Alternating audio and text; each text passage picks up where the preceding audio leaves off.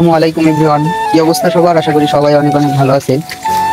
আমরা আলহামদুলিল্লাহ আপনাদের দোয়ায় ভালো আছি।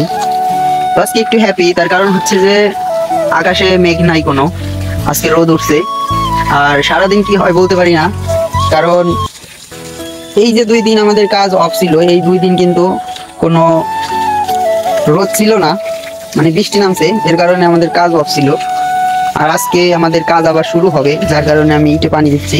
আর আমাদের ওই হচ্ছে কাজ, তো কাজ আমাদের আজকে শুরু হবে, যার কারণে ইট ভিজায় নিচ্ছি। ইট যত ভেজানো যাবে তত ভালো হবে, এর কারণে ইট আর কি ভিজায় নিচ্ছি। ইটটা পরিমাণ মতো পানি দিতে হবে, আবার একেবারে বেশি ভেজানো যাবে না। দেখা গেল যে ইটের মধ্যে দিয়া পানি ধরতেছে, ইট কাটতে পারতেছে না, তাইলে তো আবার সমস্যা। ঠিক আছে, সো মানে ইটে এমনভাবে পানি দিতে হবে যে ইটটা পরিমাণ মতো পানি খাইতে পারে, খাওয়ার পরে হচ্ছে যে তারপরে সবকিছু। আমাদের কাজগুলা কেমন হচ্ছে সবাই বলে যাবেন। আর দুঃখের বিষয় একটাই যে আপনাদের কাছে কোনো আশা পাচ্ছি না।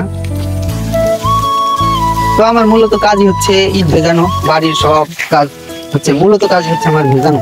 ঠিক আছে, যাতে এটা মানে ভালোভাবে মজবুত হয়, এর কারণে আমি প্রতিদিন সকালে উঠে আমার কাজ হচ্ছে যে এগুলা ভেজানো।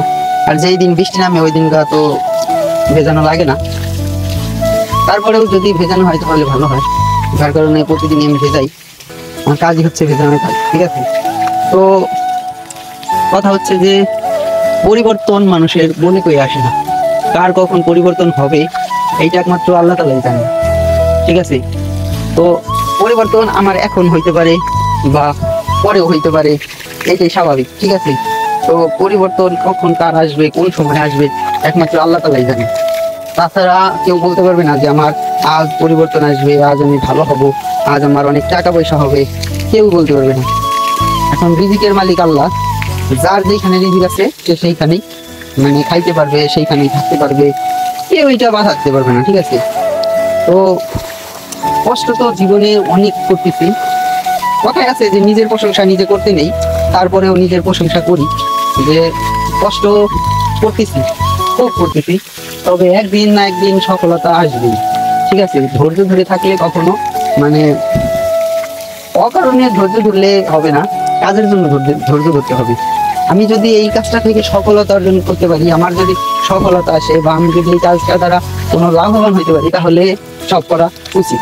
আর যদি আমার এই কাজটা দিয়ে আমার নিজের লাভ নাই, আমি যদি কাজগুলো না করতে পারি, তাহলে এই কাজ করার কোনো দরকার তো নাই, আমি যতটুকু মনে করি। তো সবসময় একটা কথা মনে রাখা দরকার যে নিজের লাভের জন্য অনেক কিছু করা যায়।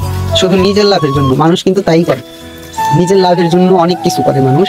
একটা পরিবারের জন্য কিন্তু মানুষ অনেক কিছু করে, পরিবারের জন্য পুরোটা জীবন শেষ করে ফেলায় তার লাইফটাকে।